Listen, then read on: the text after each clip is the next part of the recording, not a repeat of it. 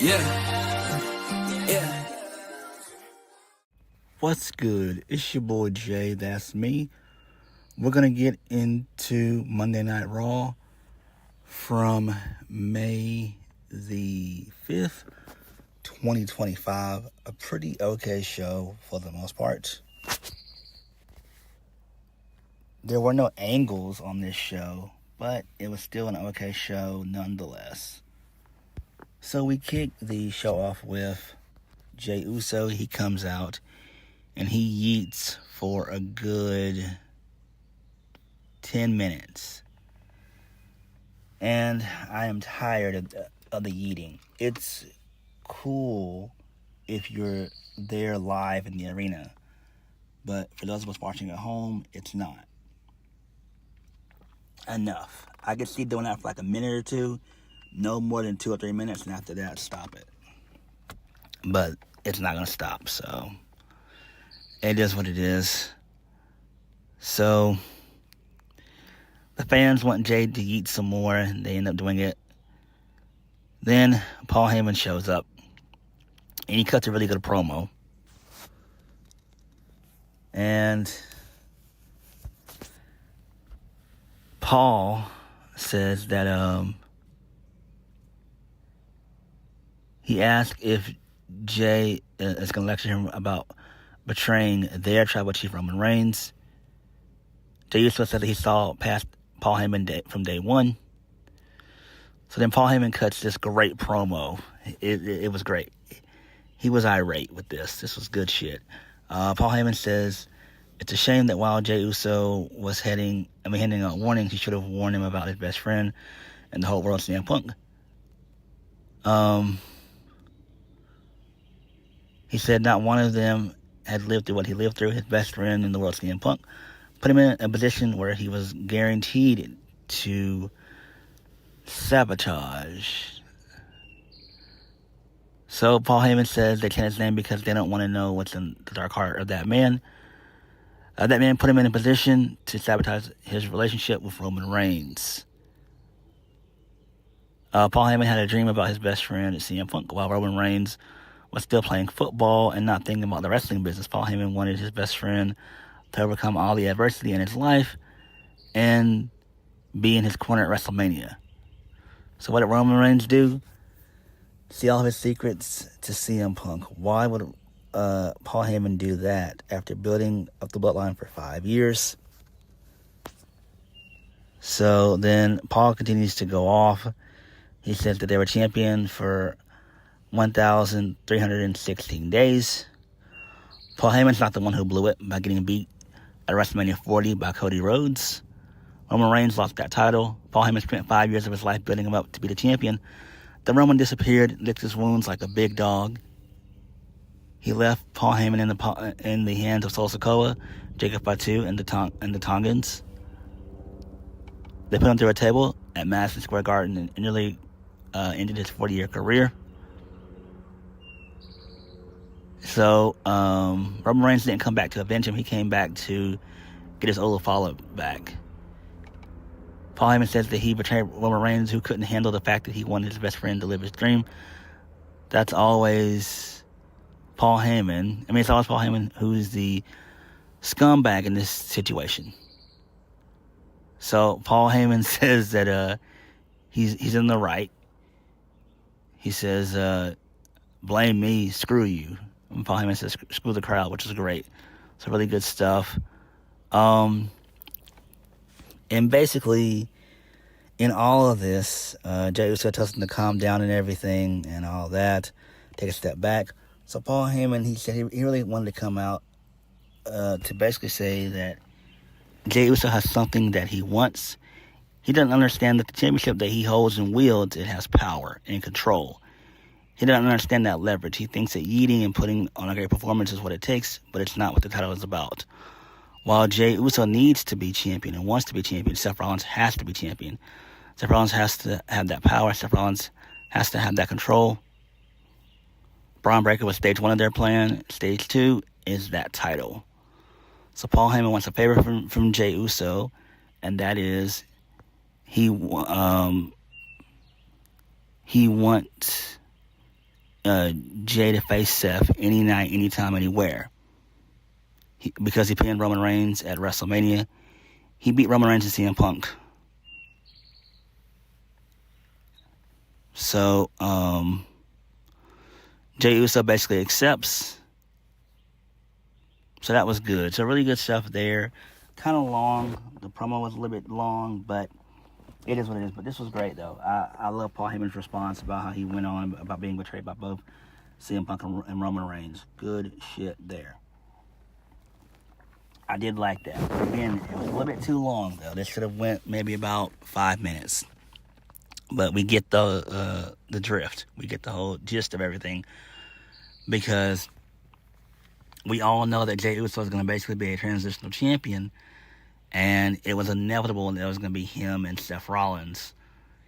Either at Money in the Bank or maybe in July. But I think that Money in the Bank would probably seal the end of Jey Uso's title reign. Like, he should have just a really short title reign. Shouldn't last long. Whether Seth beats him, one-on-one, or he wins Money in the Bank, it doesn't matter. So either way, Seth is going to be champion. Moving on, so let's lead us into the first match of the night, which was... Well, no, my bad. Continuing on with the Paul Heyman stuff. So Paul Heyman goes into the locker room to find Seth Rollins and Braun Breaker. So Paul Heyman can't believe that Jey Uso fell for it. Rollins asks Paul Heyman to indulge him as he says, "I told you so." Seth Rollins walks off. Paul Heyman asks Braun Breaker if he understands what's going on. Seth Rollins prepared him intently for the main event of WrestleMania. Roman Reigns and CM Punk lost to Seth Rollins at WrestleMania. Jey Uso made Gunther tap out, and he's been distracted by Logan Paul. Rollins is a sniper and has Jey in his sights. Paul Heyman says they get handed the keys to the kingdom when the referee hands the World Heavyweight Championship to Seth freaking Rollins. And then Braun smiles, and then he looks excited. Okay, cool. Good stuff there. All right. Moving on. First match of the night. Penta defeats JD McDonough in a pretty okay match. Chad Gable came out to get involved and try to cost Penta the match, but Penta was able to fight him off. All right, that's fine there. And he wins via the Mexican Destroyer, aka the Canadian Destroyer. Okay. That's probably the first time in history that's ever happened. But probably not, though. But that's cool, though. I'm pretty sure Petey Williams is backstage, probably smiling ear to ear that somebody won off his finish. So that's cool there. So good stuff. Moving on. Grayson Waller, he's backstage with Adam Pearce. He's arguing. So Grayson Waller walks up. My bad. Austin Theory walks up. Grayson Waller offers his match to Austin Theory. Pearce gives the match to Theory instead. Austin Theory doesn't know who it's against. Grayson Waller says it's a surprise. And Austin Theory is confused. Okay. That's fine, but why are we still doing this almost year and a half breakup of A-Town Down Under? It doesn't make any damn sense. It's stupid. Break them up and put them on separate shows. Put one of them on Raw, put the other one on SmackDown. Seriously. Or if you want to, you could put Austin Theory on Raw. Leave him on Raw. And maybe bring Grayson Waller back down to NXT for a little bit. Either way, you gotta do something. Like, seriously. So, Grayson Waller, my bad. Austin Theory ends up losing to Sheamus. So Sheamus got an okay reaction. He didn't get a good one because his theme song has changed, which sucks. Like, I don't get it. Why is Aleister Black able to keep his NXT theme song, but Sheamus can't keep his original theme song? It's stupid. It's dumb. But Sheamus ends up winning via the bro kick, So, that's fine. And then Austin Theory and Grayson Waller, they continue to get into an argument after the match. Who cares about this shit? I don't give a damn about it. Moving on. More George May drama. So JD McDonough is not happy that Chad Gable got involved in this match. AJ Styles walks in and says it doesn't matter who went to Backlash. He's coming for the Intercontinental Championship. And Styles botches it. He says he's excited and he's flustered. They call him an old man. AJ Styles says that he's coming for the Intercontinental Championship. Dominic Mysterio doesn't realize being a champion would be this hard. Then he tells Finn Balor to handle his business. Since him and AJ have a history, Finn Balor asks if his role is to clean up Dom's messes, but then he smiles and says he'll take care of it. Again, I don't give a fuck about the Judgment Day. Why? This storyline's been going on for well over 2.5 years. Enough. Alright? We gotta end this stuff. Judgment Day has been a stable for basically about 3 years. It started in 2022 when Edge was still in WWE at the time. And this shit is still going on. And they refuse to break these guys up. How sad. Moving on.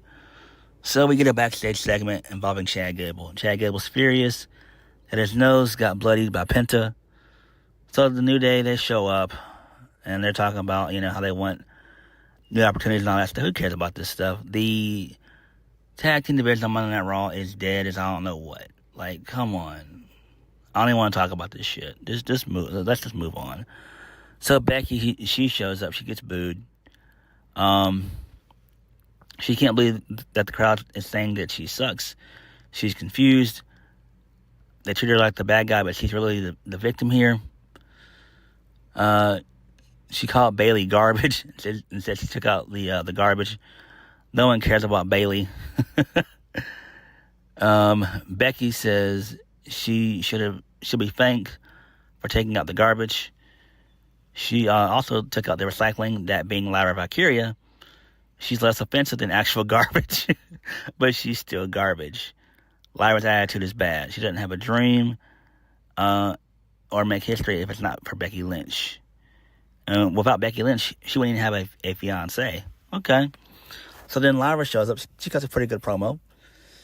Lyra says that Becky's the queen of recycling, which is true. She's been recycling the same shtick for years. Becky had nothing to do with her success. Lyra says that Becky Lynch didn't make her. Becky Lynch went on holiday and everyone got better. Lyra made history on her own. Lynch said the title needs her, but Lyra defended it more than Lynch has ever shown up for work, which was a good one. Becky Lynch shattered her glass ceiling for women, but she left broken glass for the rest of them. Becky admits that everyone had a great year while she was gone, but that's because they couldn't compare to her. Becky Lynch didn't help anybody, but she didn't like anyone. Her job is to beat everyone. Sports Illustrated says she's the best of all time. Lyra will always be the moment after the moment. So Lyra then begins to run through Becky Lynch's accomplishments, such as being the first SmackDown Women's Champion, main eventing WrestleMania. She goes on to say that Becky Lynch was the first Intercontinental champion, but no, that wasn't her. That wasn't Becky, it was Lyra. And she says that as long as Lyra is here, she's always going to be in second place, that being Becky Lynch. So Becky and Lyra get into a brawl, and that was the end of the segment. Lyra stands tall by hitting the Nightwing. Okay, cool. I like this. Lyra's gotten better on the mic, so I'm liking her promos. I just wish that she would just dress better. Like, she looks like she's in high school still. Like, come on, you're a full-grown woman. She's probably in her late 20s, early 30s. Come on. Look like it. Dress like it. But it is what it is. This is pretty good. I am excited for their match on Backlash. So, there's that. Moving on. So, Io Sky defeats Roxanne Perez. This was a really solid match. Julia ended up getting involved at the post-match. So, the finish was when Io and Roxanne, they tried to one-up each other with roll-ups and stuff, and Roxanne just got caught by Io. So Roxanne still looks strong. Same with Io. So Io didn't beat her with her over the moonsault finisher, which is great. And then post-match, the two of them, they shake hands, that being Io and Roxanne. Then Julia shows up and they attack Io, that being Julia and Roxanne Perez. So now we know why Julia is being brought in, because Corey Jade is no longer there, and that makes sense. So, I mean, it's obvious, but, you know.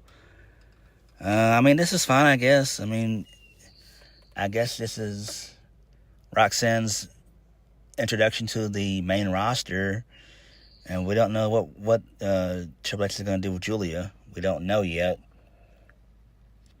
I don't know, but I mean, it seems like Roxanne needs to, you know, be somewhere, but she doesn't need to be with Julia, though. Like, I would just put her on SmackDown, but I mean, it's fine. So, moving on. So, this leads us into Rusev defeating Otis. He wins via the Accolade. And then, post-match, Akira Tozawa shows up. He gets involved, only for a brief second. Rusev destroys him, and he destroys Otis. I have a question. Why the fuck is Akira Tozawa still on the main roster? Why is he still with WWE? He should be in, like, MOW or maybe Dragon Gate or Noah or something like that. He doesn't need to be in WWE anymore, all right? Seriously. I mean, he got an okay reaction, but still. But, I mean, this is fine, I guess. I forgot to mention, it does seem like they're going to build up Sheamus to probably be the one to win the Intercontinental Championship from Dominic Mysterio. So that should be cool. And then maybe that leads into a Sheamus-Rusev feud, which would be great. So maybe that's what they might be planning down the line. But we'll have to wait and see how it really does play out. Moving on. So this leads us into the Pat MacAfee Gunther face-off. So Pat MacAfee gets on the mic. He puts over Nebraska. And he says that Gunther basically has lost his passion for the business. He used to care about it. Now it's just a regular job for him. Business as usual. And he says the only thing that's similar about them is how they grew up. Where he came from Pittsburgh, Pennsylvania, and Gunther from Vienna, Austria. And how they both grew up idolizing the superstars of yesterday in this business. They spent hours watching pro wrestling. So,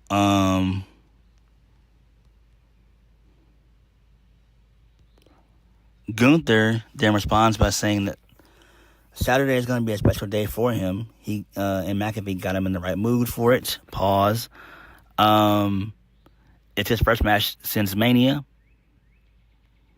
Gunther's going to choke him out until he drops him like a wet towel. So, Gunther says, by his grace, Pat McAfee is untouchable. On Saturday, only the grace of God can lift his arms off of Pat McAfee's throat. Great. Good stuff here. Love it. Love it. Love it. I'm just hoping that at Backlash, this match doesn't last no more than about 10 minutes. Seriously. Gunther needs to completely destroy Pat McAfee. I know some people online have said that they wouldn't mind seeing blood in this. You really don't need to see blood in this. This is not a blood feud at all. I just want to see Pat McAfee get his ass kicked. That's it. In dominant fashion.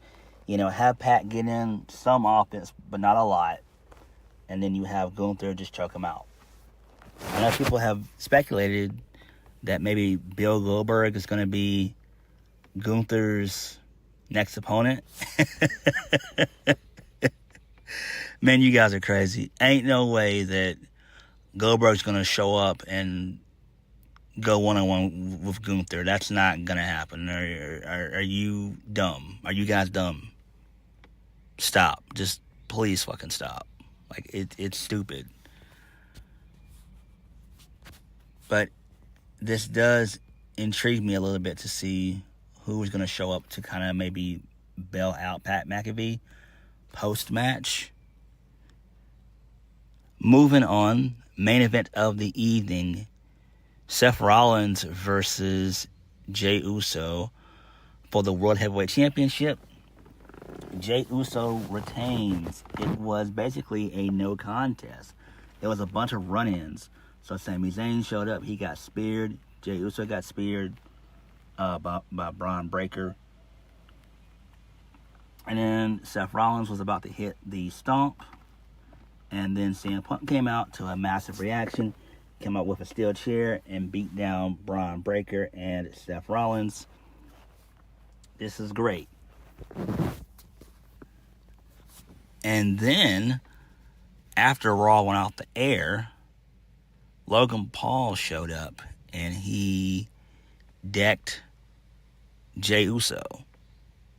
He showed up in a hoodie, decked Jey Uso, and left. He walked through the crowd and left, which was dumb. They should have just shot the angle on here. I don't know why they didn't do it, but it is what it is. But the Seth Rollins Jey Uso match was fine. It was great. The crowd was into it for sure. Nebraska was really into it. Mainly because Seth Rollins, coached Jey Uso through the match, so really good stuff, because we know that Jey can't do no more than about 5 moves, maybe 6, which is basically, super kick, spear, Samoan drop, the rock punches that he does, and the Uso splash, so. But when are we going to have Jey Uso lose the title? I think Jey Uso should lose the title at Money in the Bank. You just do Seth Rollins versus Jey Uso. You have Seth Rollins win, decisively win. Obviously, that's where this is going. I wonder if the Alliance is going to add any new members. So we have to wait and see. It was kind of weird to see Jey, Sami, and CM Punk standing tall, but it does make sense, because that's what happened towards the end. At the end of the show. But it is what it is. It's kind of weird that we're not getting anything on Backlash involving Seth Rollins, Braun Breaker, maybe CM Punk and Sami Zayn. That's not happening. Maybe that's saved for Money in the Bank. Maybe that's saved for later on. I don't know. But we'll have to wait and see how things play out. Now, it does seem like Jey Uso versus Logan Paul, that's an afterthought. I doubt if it'll even come in event the show. I don't think it will. So, it's an afterthought.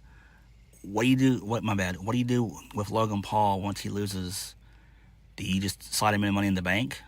I think maybe that could, be what they end up doing with Logan Paul. Maybe have him being one of the guys to win Money in the Bank. But we have to wait and see how that all plays out. But Monday Night Raw was okay for the most part. The matches were pretty okay. There were no angles. Once again, there were no angles on the show. So, it is what it is. But what did you guys think of Monday Night Raw? Like, comment, subscribe. Peace.